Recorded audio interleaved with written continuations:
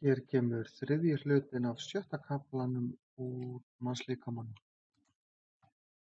Kynlíf er flókið hugtak sem mjög margir tengja beint við samfarir, en kynlíf er í raun og veru miklu flóknara hugtak, nær yfir margt annað en bara samfarir. Má þar til dæmis nefna gælur, þar sem fólk gælir við hvert annað á kynferðislegan hátt, eða kossa. Og kynlíf er í raun bara það sem vekur kynferðislega spennu hjá tveimur einstaklingum. Ef einstaklingar ákveða í sínu kynlífi að hafa samfarir, þá skiptir miklu máli að báðir aðilarnir séu fullkomlega sáttir við það að stunda samfarir. Ef svo er ekki, þá er þetta í raun og veru ekkert annað en nauðgun. Við fyrstu samfarir þá rofnar meyjarhaftið ef það er ekki rofið þá þegar. Meyjarhaftið er slímhúðarfelling sem er yst í leggöngunum, lokar eiginlega hálfpartinn fyrir leggöngin, en meyjarhaftið getur hafa rofnað áður við íþróttaiðkun eða bara við einhver átök. Og þegar meyjarhaftið rofnar þá getur komið smá blæðing. Það er mjög eðlilegt að stelpur og strákar finni fyrir óöryggi þegar stunda á samfarir. Þetta getur verið hreinlega vont fyrir stelpur.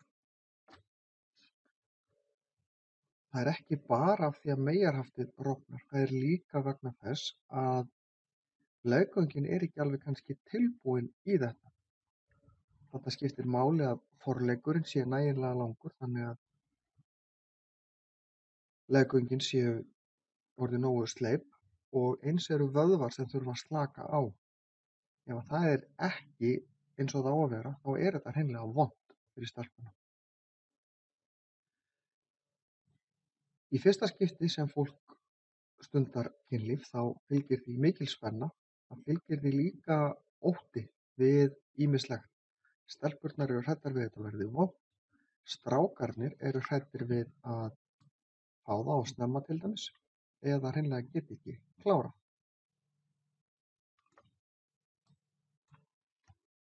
Samfarir enda yfirleitt með fullnægingu fyrir að minnsta kosti annan aðilann.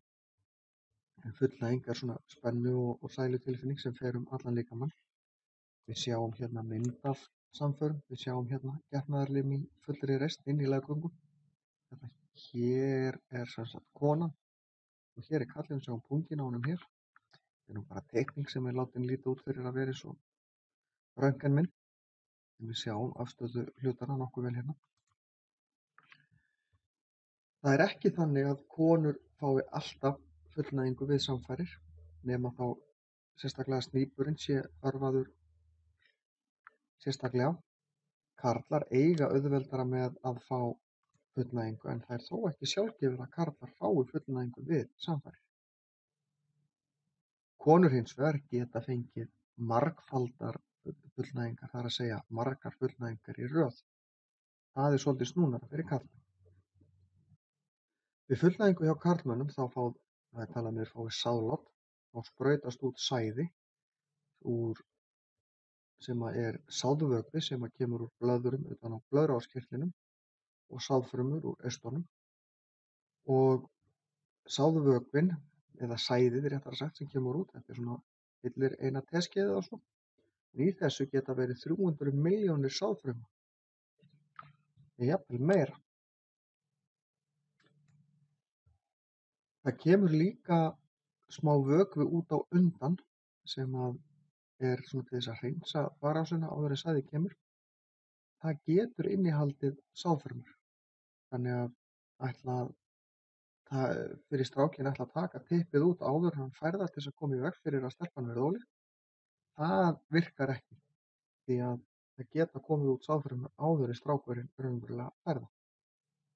Sumir halda að áfengi leysi flest vandamál tengd óöryggi gagnvart kynlífi, en það leysir engin vandamál og býr í raun og veru til miklu fleiri vandamál. Fólk leyfir sér meira, getur leitt út í að fólk gerir eitthvað sem það vill ekki gera eða fær aðra til að gera eitthvað sem þeir vilja ekki gera. Fólk verður kærulausara, notar síður getnaðarvarnir og svo finnur það bara miklu minna fyrir því hvað það er að gera og fær þess vegna miklu minna út úr kynlífinu.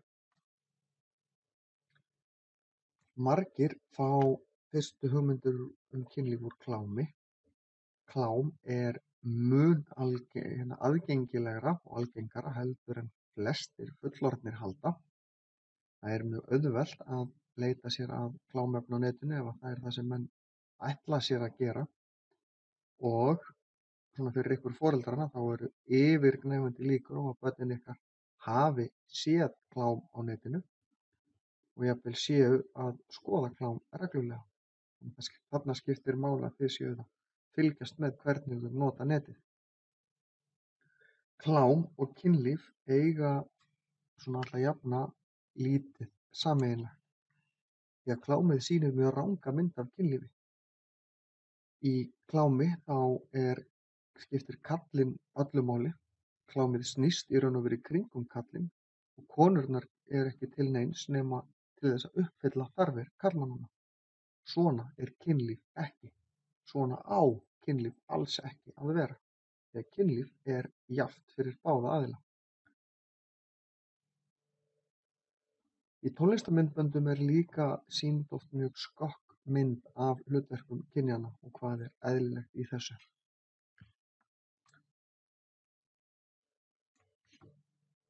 Á Íslandi og í flestum öðrum löndum er stundað vændi. Það er þegar einstaklingar selja líkama sinn, það er að segja einhver getur borgað þeim pening fyrir að fá að stunda með þeim kynlíf, samfarir. Oft eru þetta konur sem eru neyddar í vændi, stundum er það út af eiturlyfjaneyslu eða hreinlega bara eru þvingaðar í þetta. Þetta geta líka verið strákar, þó það sé nú algengar að ungar konur sé að ræða. En lögin á Íslandi eru þannig að það er bannað að kaupa vændi. En vændi er alltaf í raun og veru slæmt. Það er til svona gömul þjóðsaga þessa hamingjusömu hóru sem er alsæl með að vinna við þetta en ég á nú bágt með að trúa því að það sé rétt. Þegar einhver neyðir annan einstakling til að stunda samfarir, það er að segja hann þvingar hann til þess að gera eitthvað sem hann vill ekki gera, þá er það ekkert annað en nauðgun. Og þarna skiptir ekki máli hvort að viðkomandi einstaklingar í sambandi eða ekki. Ef annar vill ekki og hinn þvingar hann áfram, þá er það nauðgun og ekkert annað. Það er til mjög góð mynd á netinu sem heitir Fáðu já og í henni er farið mjög vel yfir þessi mörk, hvenær er maður farinn að beita ofbeldi, því að sumir eiga erfitt með að greina þarna á milli. Nauðgun á alltaf að kæra til lögreglu, en það er líka hægt að leita til fleiri aðila, til dæmis skólans, heilsugæslunnar, það eru til hjálparsímar eins og hjá Rauða krossinu, það er hægt að leita til vina, það er hægt að leita til ættingja og bara að gera að leita sér aðstoðar. Ef þið verðið fyrir kynferðislegri áreitni á netinu, einhver er að sýna ykkur eitthvað kynferðislegt eða fá ykkur til þess að gera eitthvað fyrir framan myndavél sem þið viljið ekki gera, þá eigið að tilkynna það líka. Ef þið farið inn á heimasíðu umboðsmanns barna eða inn á heimasíðu SAFT, þá sjáið þið svona hnapp sem hægt er að smella á. Kynlíf með börnum er ólöglegt, alveg sami hvaða mynd það er. Þarna er miðað við að annar aðilinn sé eldri, sem einhver nemur. En ef það er einhver nákominn barninu, það er að segja einhver sem er skyldur því, þá er það kallað syfjaspell. Og syfjaspell er alltaf ólöglegt, það er alveg sama í hvaða mynd það er.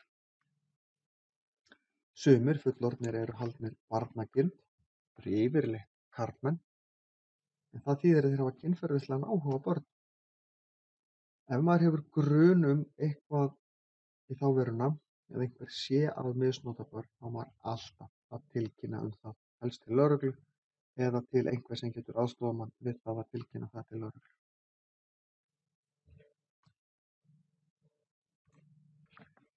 Ef þið vitið einhvern sem hefur orðið fyrir einhverju sem til dæmis sifjaspellum eða nauðgun eða einhverju sem hefur haft mikil áhrif á viðkomandi, þá skiptir máli að leita sér aðstoðar. Þá getur verið gott að tala við einhvern sem maður þekkir ekki og einhvern sem maður er kannski ekki að horfa á einu sinni, eins og í hjálp, þegar maður hringir í hjálparsíma Rauða krossins.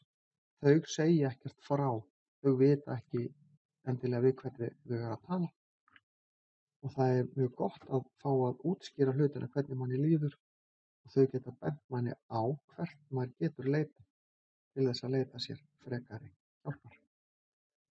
En þá er þessum hluta lokið.